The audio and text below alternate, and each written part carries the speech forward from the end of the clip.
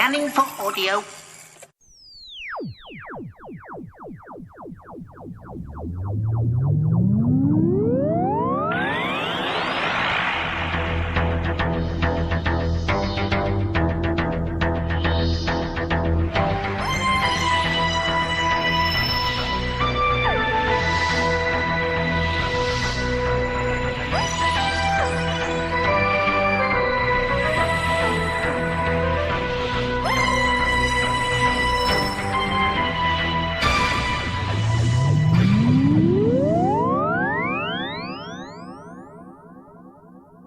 Welcome to a Tin Dog podcast, recorded without notes and without the aid of a net. So I may repeat myself and I may go on far too much. But as the choice was either record like this or don't do a show this week at all, I just couldn't bring myself not to do it, because I've been listening to some big finishes.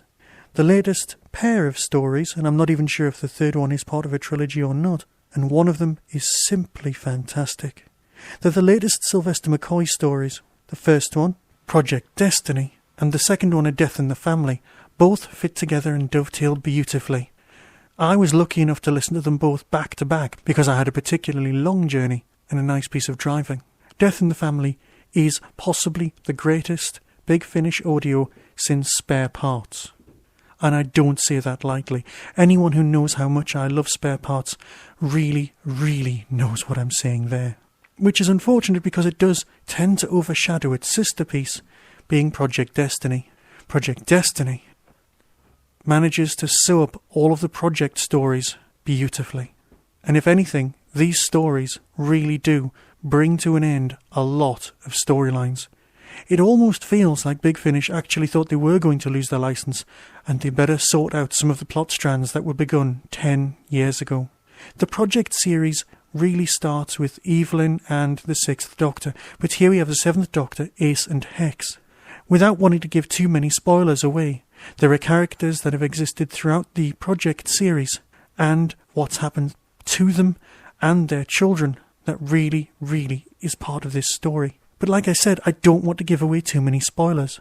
The Forge, more like Big Finish's Torchwood, are a group like UNIT, but not quite, who take alien technology and try and use it for king and country. They are the prototype of the evil Torchwood. The Doctor's been interfering and helping them for some time. They have a vampire at their head called Nimrod, and a lot of the storylines that have existed in the past, and indeed in the Doctor's timeline future, are all brought to an end here.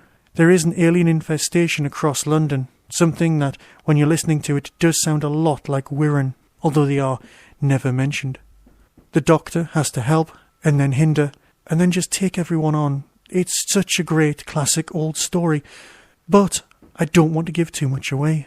Hex is, of course, forced to face up to the 7th Doctor's meddling. Oh, here's the trailer.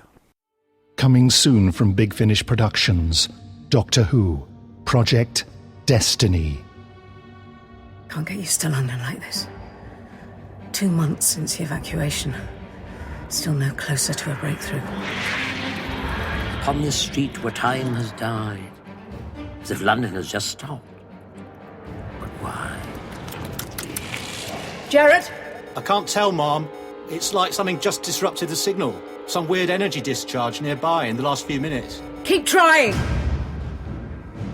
She wasn't the same when they took her. What do you mean? Something was wrong with her. Something was... Oh! Are you okay? It hurts. It hurts so much. Fan out and keep your eyes open. They can come out of nowhere at a second's notice. You never cease to amaze me, Doctor. Destruction follows in your wake, and yet you're always surprised when people start dying. I wondered when you'd come scuttling out of the woodwork. Listen to them! They know what you're planning! Don't you get it? They're intelligent! The Doctor had a house once. In the garden there was a pond. One summer there was a weed. The weed spread, choking all other life. Subscribers get more at bigfinish.com. The second story, A Death in the Family, follows on immediately from the first. again drawing threads from lots and lots of other stories. In the way that the last story followed on from the Angel of Scutari, this one follows on, of course, from Project Destiny. But in a sense, it also follows on from 45. It follows on from the end of the Evelyn stories. And it's no big secret to say that it contains one of the greatest Doctor Who villains of all time, audio-wise, the Word Lord. Coming soon from Big Finish Productions, Doctor Who, A Death in the Family. We've got a potential level 5 hostile. Repeat, a level 5 hostile. Nobody, no one. Doctor! Hello. You've changed. Regenerated. I found the engagement ring in your sock drawer. Is this your strange way of saying you'll marry me? Time's up, Time Lord. Any last words? Oh yes, I've got last words. Several billion last words, in fact. It's high time, and nobody, no one, that you heard exactly what kind of man I am. To understand, Paladin, the thing you need to know is no one really dies here. I'm Henry Noon, by the way. While you were tinkering with my cordis, you did disable the security system, didn't you? Oh, you didn't. That was an oversight. So, here we are again, the Doctor and Evelyn, just like old times. What is it you want, Word Lord? So I'm gonna kill everything. Everything that crawls, grows, wiggles, and swims in all of reality. Bang! The whole lot. Finished, kaput, finito, completo, gone! How's that for a plan? Nobody has that sort of power. Evelyn! Subscribers get more at bigfinish.com. For those of you who aren't familiar, the Word Lord is basically a Time Lord from a dimension where literature and the spoken and written words have power over reality, similar in every respect to a Time Lord's control of time. The similarities and storylines are so convoluted that it was almost impossible to bring back a character so incredibly powerful for any length of time. This guy makes the Master look, well, puny in comparison. He's incredibly difficult to defeat and was only just defeated last time. I never truly thought we'd see the Word Lord back, and it's great to see him here. But this is a story you just can't discuss without giving away spoilers. It's incredibly convoluted. You do have to concentrate. Do not let your concentration wander. The payoffs are enormous. There isn't a weak performance here. Suffice to say, I just beseech you to track it down, get it and listen to it. I can't say how great it is, because even then, I'm just not using enough words. It's a fitting end to so many storylines, but not just storylines, but to characters. But I don't want to give away any spoilers. Oh, I'm so desperate to. I better just go. As it's Halloween, I just want to remind you that the competition to win the book is nearly upon us. Please feel free to enter. I've had quite a few entries so far, but you still stand a pretty good chance of winning. And also, as it's Halloween, here is the Doctor Who Halloween poem that was first on the Tin Dog podcast 3 years ago. Enjoy. Be seeing you. 8 out of 10 listeners who expressed a preference say they prefer the Tin Dog podcast. We certainly do over here at Staggering Stories. .net. .net. .net. The Raving Bloke. Once upon the 80s dreary, while I watched all weak and weary over many quaint and curious VHS of forgotten lore, while I nodded nearly napping, suddenly there came a tapping, as if someone gently rapping at my chamber door. "'Tis some visitor," I muttered, tapping at my chamber door. Only this, and nothing more. Presently, my soul grew stronger, hesitantly, then no longer. "Sir," I said, "or madam, truly your forgiveness I implore. But the fact is I was watching television when you came rapping, and so, faintly, you came tapping at my chamber door. That I scare, sure I heard you. Here I open wide the door. Michael Grade! And nothing more. Deep into that darkness peering, long I stood there, wondering, fearing, doubting, dreaming dreams no mortal ever dared dream before. But the silence was unbroken, and the darkness gave no token, and the only word there spoken was whispering the words, "Doctor Who, no more. This I whispered, and an echoed, murmured back the words, Doctor Who, no more? Merely this, and nothing more. Much I marvelled this ungainly fellow here discourse so plainly, though its answered little meaning, little relevancely bore.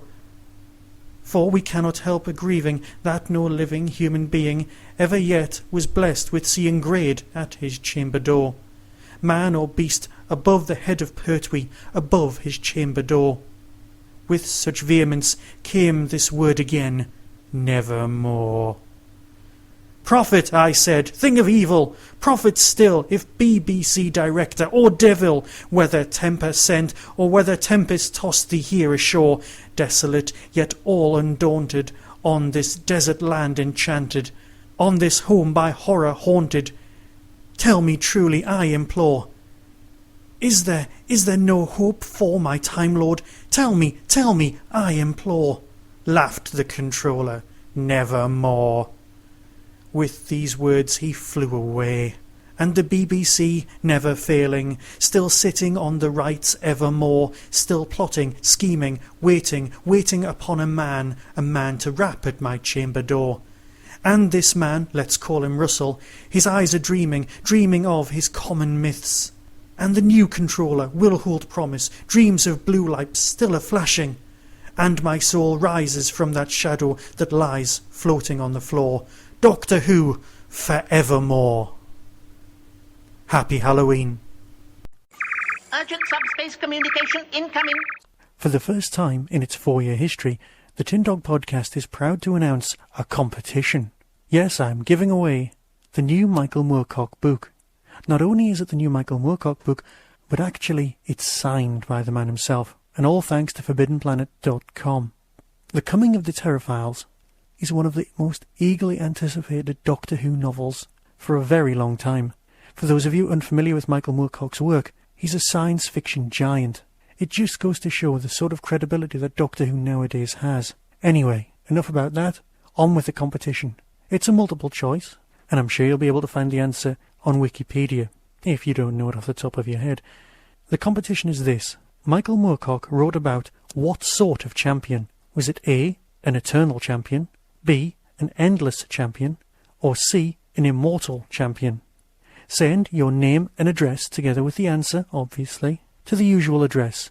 That's tin-dog@hotmail.co.uk.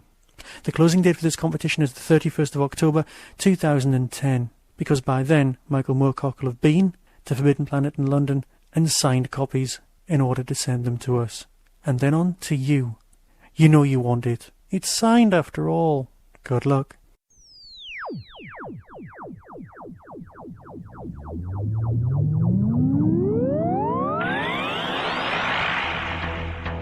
You have been listening to the Tin Dog Podcast. Doctor Who and its associated shows are all trademark of the BBC. No infringement is intended. Contact us at tin-dog@hotmail.co.uk.